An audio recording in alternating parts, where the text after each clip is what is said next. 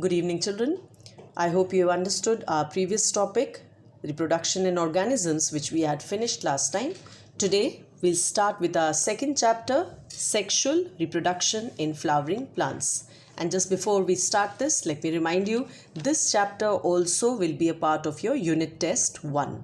Like the previous one, we have 2 lessons, the one we completed last time and this that we're starting today.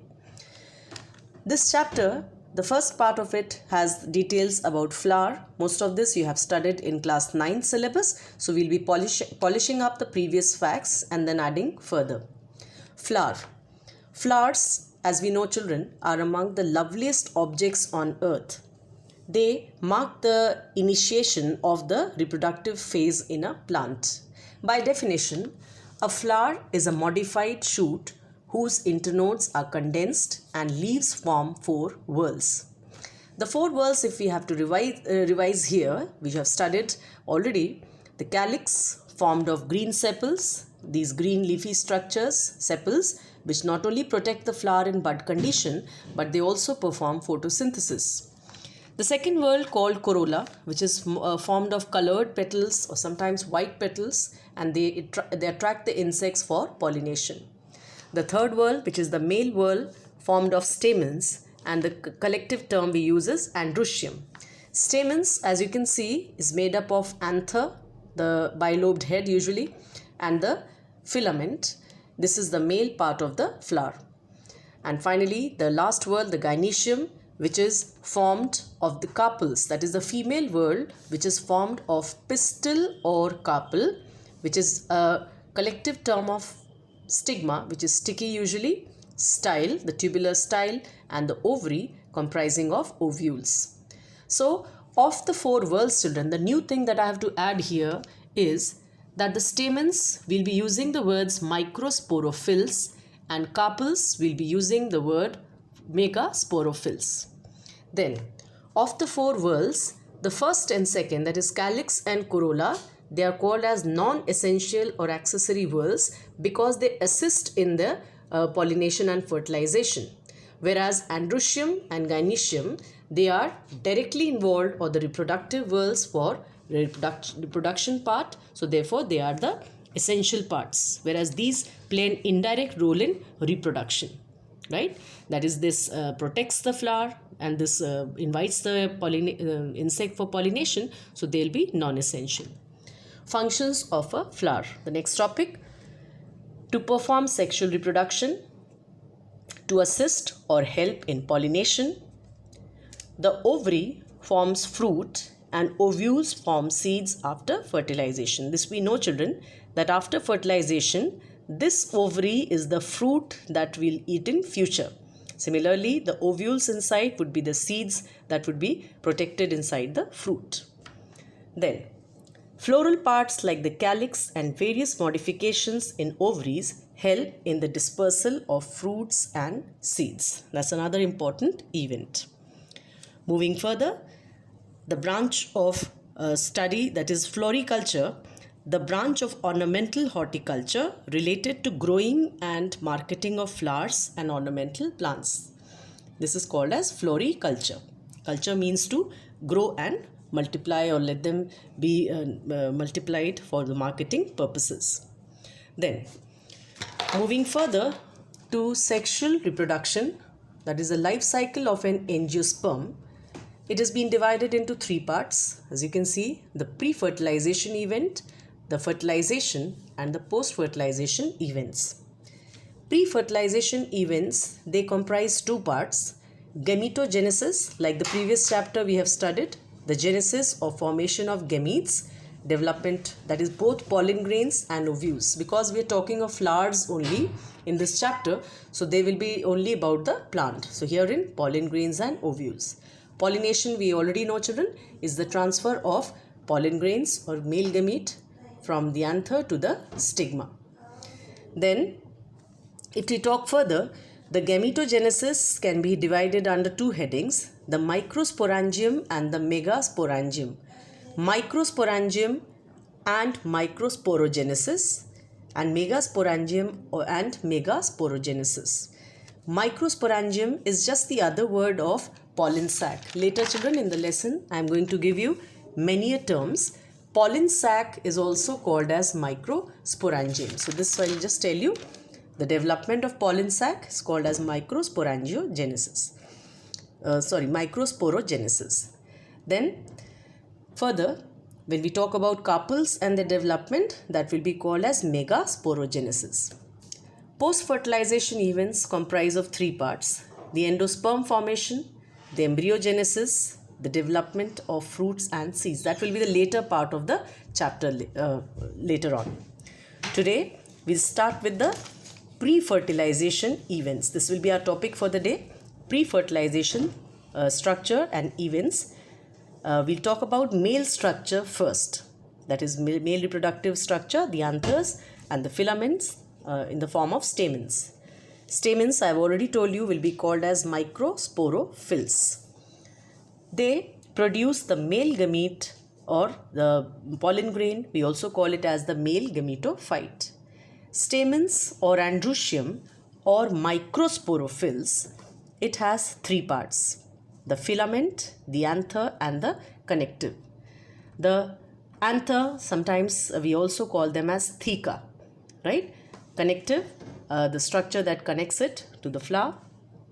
The structure that connects it to the flower is the filament, and connective is the part of the stamen. Then anther, further we divide it into two parts: the diathecous and monothecous. Di means two. So if the anther has two lobes, it will be known as diathecous. And children, remember, one lobe has two pollen sac. So if it is two lobed, how many pollen sac would be there? 4. Right? So anther with two lobes has 4 pollen sac, and this anther would be called as tetrasporangiate. Right? Because it has 4 pollen sac. Then monothecous, suppose there is an anther with one head or one lobe only, then there will be only 2 pollen sac, and this will be called as bisporangiate because there are 2 pollen sac only, right? This will be bisporangiate. So examples: majority of plants come under diathecous category, whereas the families like Malvaceae for hibiscus, then Euphorbiaceae comprising of euphorbia, they comprise of monothecous anther. Moving further, staminode. In some plants, one or more stamens are non-functional and without anther, as in roses. So you can imagine a stamen without anther, and they will be non-functional. Obviously, if there is no anther, then there will be no production of pollen grains. So obviously it becomes non-functional and therefore called as staminode, right? Then development of microsporangium or pollen sac. To begin with, it's important that I tell you the meanings first because I'll be using the technical terms now. Please write down. First, pollen grain, also called as microspores or male gametophyte. Pollen sac will be also called as the microsporangium. Stamen, also called as microsporophyll. Sporogenous cells would also be called as microspore mother cells. They can also be called as pollen mother cells or PMC or primary sporogenous cells. Then there's a term we call as periclinal division. It means parallel to the surface of an organ. That is, sometimes suppose this is the cell, then a periclinal division will be parallel to the surface of the division, right? Eusporangiate type of development means a development having the development started from a group of cells rather than a single individual cell. Callose, which is a plant polysaccharide, and later here we will study how it separates the pollen grains. Plasmodesmata, children, you already know, is the microscopic channel between cell walls of plant cells which enable transport and communication between them.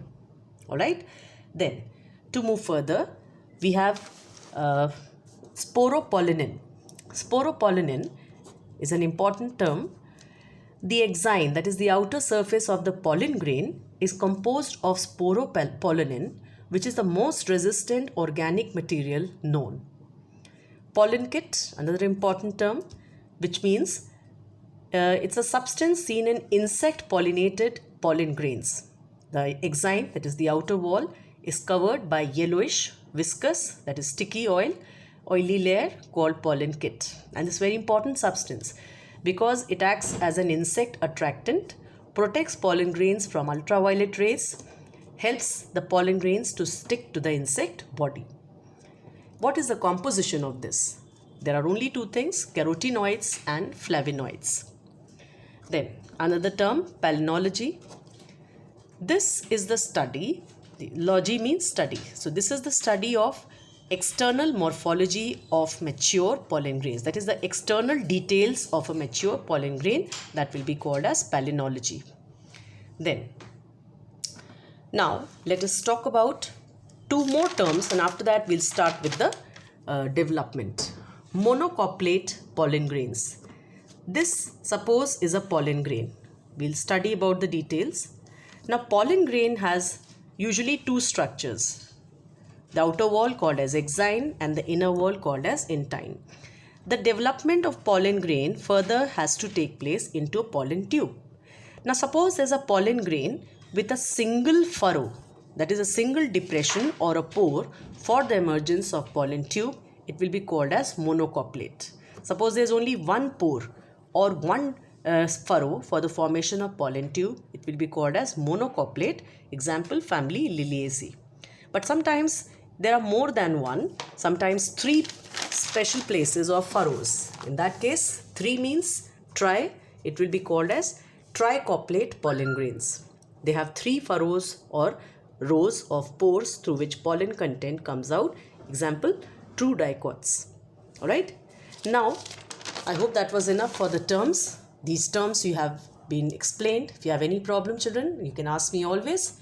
Now let us start with the development of microsporangium or pollen sac. To begin with, remember children, you have to imagine how a pollen sac is going to develop into the stamen. You are going to study this, right? That's at page number 42. Usually what happens in a young anther, first understand through this diagram. In a young anther, there are certain actively dividing parenchymatous cells. The first thing is these cells, you must remember children, parenchyma means they have the power of active division. The next thing is that they secrete an outer epidermis around the mass of actively dividing cells. Then slowly and gradually what happens is that this structure now becomes two-lobed. You can see this, one lobe and the second lobe. And the cells inside, the rounded mass of archegonial cells, they are formed and they start arranging into clusters. Each cluster is called as microsporangium. Then the archegonial cells that are inside this microsporangia, they now divide. Suppose this is one cell.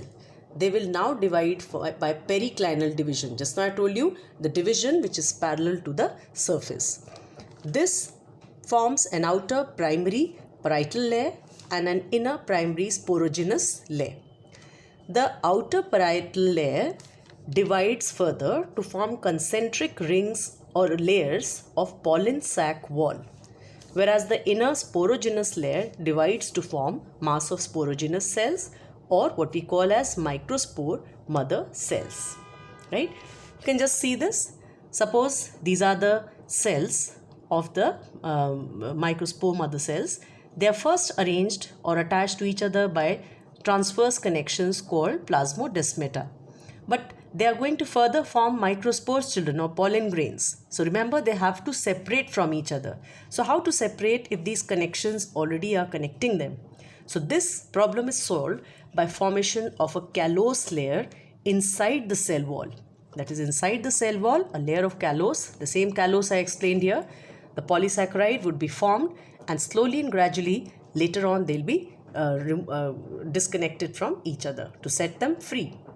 Alright, once again I'll just show you here how this development began with a mass of actively dividing cells, right? I think this would be easier to understand. actively dividing cells. The first thing is they secreted epidermis. Second, they became two-lobed and organized the mass of cells into clusters to form as rounded mass of archegonial cells. These archegonial cells in the microsporangia underwent periclinal division, or a division where they formed outer primary parietal layer and inner primary sporogenous layer. This parietal layer, because it is outer, so obviously it will form the outer concentric one, that is one side the other, layers of pollen sac wall, and the sporogenous layer divides to form mass of sporogenous cells or microspore mother cells, right? And they, as I told you, they are connected by plasmodesmata, these connections, so they have to be further produced with the callose layer inside to the cell wall. Then now finally, now you can understand that something like this is formed in the developing anther. Now what you have to study is this diagram. It's a very important diagram where you're going to study the detailed structure of a microsporangium or a pollen sac. If you can see it clearly, it has 4 layers. See, the detailed structure of a microsporangium or a spore sac has 4 layers. The outermost, if you can see, epidermis. Epidermis is outermost and 1 cell in thickness. You can see this. This is only 1 cell in thickness. Second is endothecium. Look at this layer. The second layer, the light colored, becomes endothecium. This is inside epidermis and radially elongated. You can see they are radially elongated cells with fibrous thickenings, and this helps in the dehiscence of anthers. Dehiscence means the breaking or splitting open of the anthers. The cells of endothecium, that is the second layer, they are in shallow groove between 2 microsporangia, that is over this region. They remain thin walled and they form a depression like this called as stomium, right? So this stomium has a role in the splitting of in the dehiscence of the anther. So 2 layers we have done: epidermis, the outer layer, single layered it was, then radially elongated cells of endothecium and how they have a role between for the formation of stomium. Coming next is the middle layers, see, 1 and 2. So this could be 3 to 4 layered. So this middle layer, this is thin walled, made up of thin walled cells, and this disintegrates in the mature anthers. The 3 layers also protect the most delicate parts which are developing inside the sporogenous cells. So the future pollen grains will be formed from this mass of sporogenous cells, right?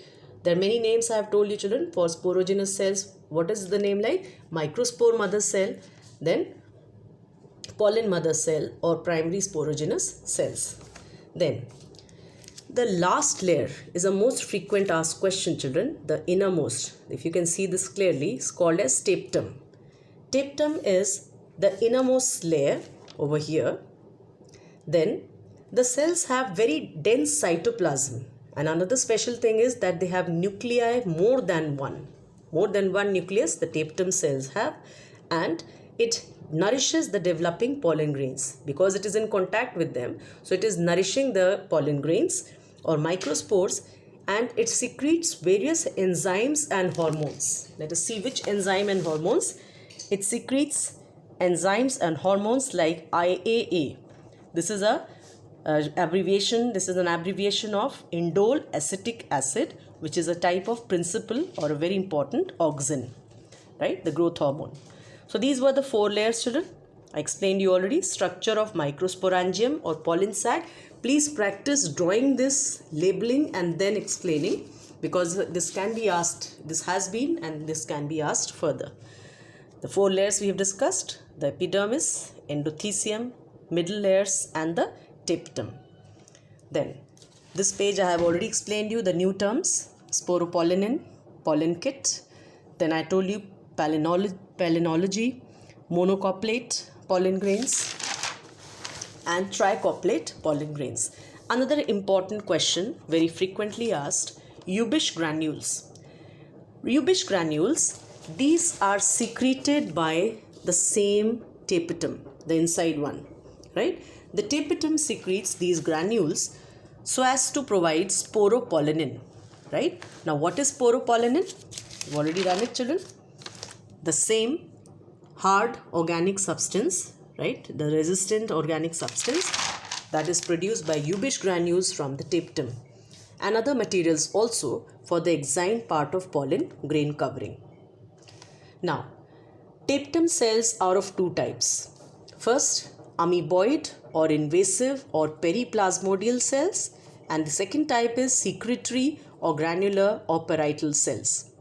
The difference is the presence of periplasmodium. See, the purpose is both will provide nourishment, right? Here also it provides nourishment, here also it provides nourishment.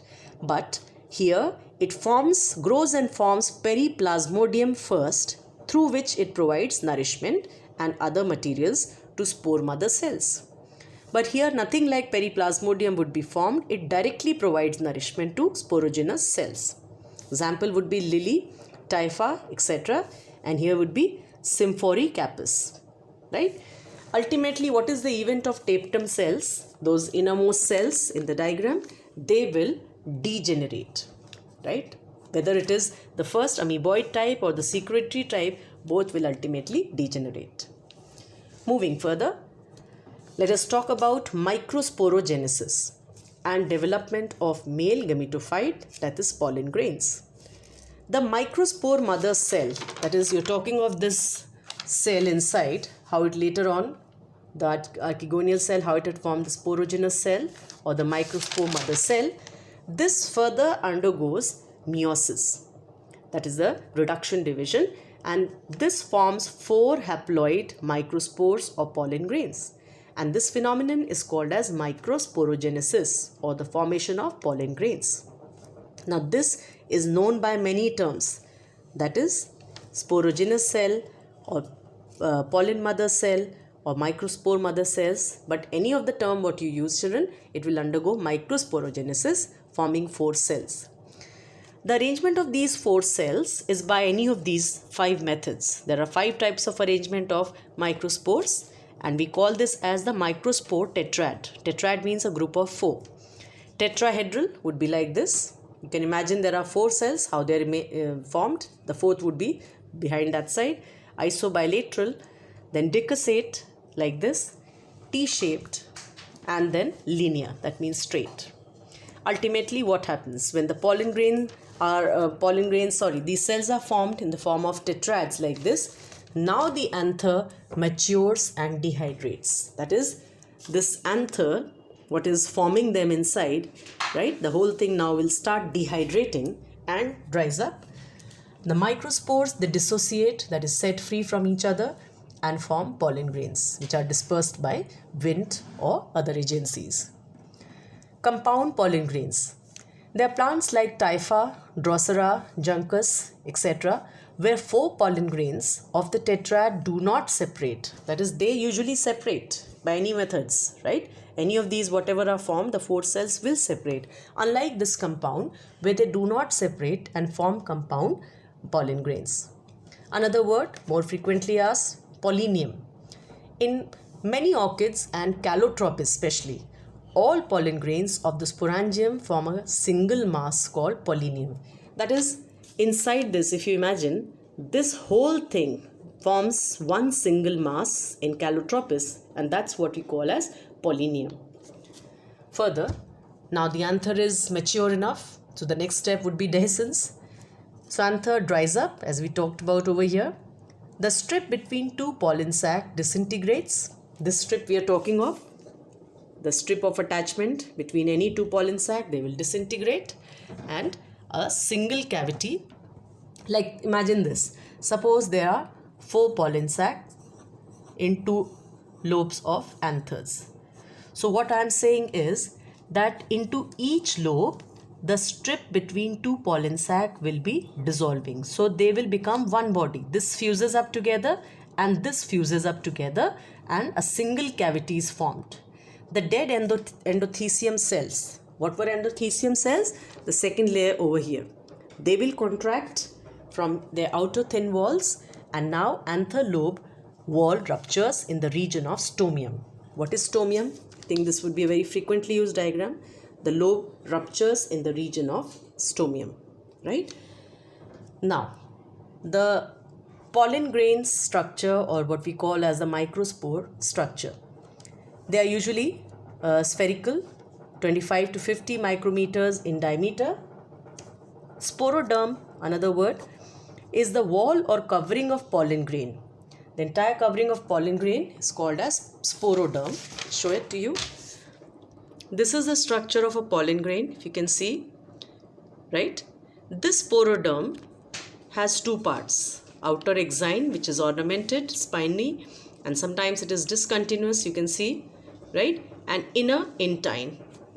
This exine, it is also further studied into two layers, divided into two layers, outer ectexine or sexine and inner endexine or nexine. So there are two layers of exine further, and ectexine further is divided into three parts. That is, the inner continuous layer is foot layer, the middle discontinuous is baculate layer, and the outermost discontinuous is tectum. So don't get confused with tapetum. Tapetum was the innermost layer over here. Tapetum was the innermost layer here. But you are saying tectum here of the innermost part of the exine. The exine further divided into sexine and nexine, and the three layers. In those three layers, the outermost was the tectum, and this is discontinuous. Intine, on the other hand, it is thin, uniform, and made up of pectin and cellulose. So we call it as pectocellulose. And this intine only comes out as a pollen tube. So when the pollen tube is growing out as a tubular structure, this is nothing but the intine that grows out. Alright. So this contains the enzymatic proteins, the intine. Now moving further to our last part for today. There are certain additional informations about pollen grains. First, pollen viability. Viability means for how long can they remain alive. The period for which pollen grains retain their ability to germinate is called pollen viability. Now this can be seen from half an hour to some months together. For example, rice and wheat, they lose the viability within 30 minutes of release. And Solanaceae, Rosaceae and Leguminaceae, they remain viable for months. Pollen banks, they are places where pollen grains can be stored for years in liquid nitrogen, that is for minus 196 degrees, for crop breeding experiments. Certain pollen products, they are rich in nutrients. As tablets and syrups, they are used for athletes and for race horses to enhance their performances. And finally, pollen allergy like asthma, bronchitis, etc. Carrot grass, also called Parthenium, came to India as a contaminant with imported wheat. It causes pollen allergy and hay fever. I'm sure you sometime heard of this. This is caused by a poisonous substance called typhine.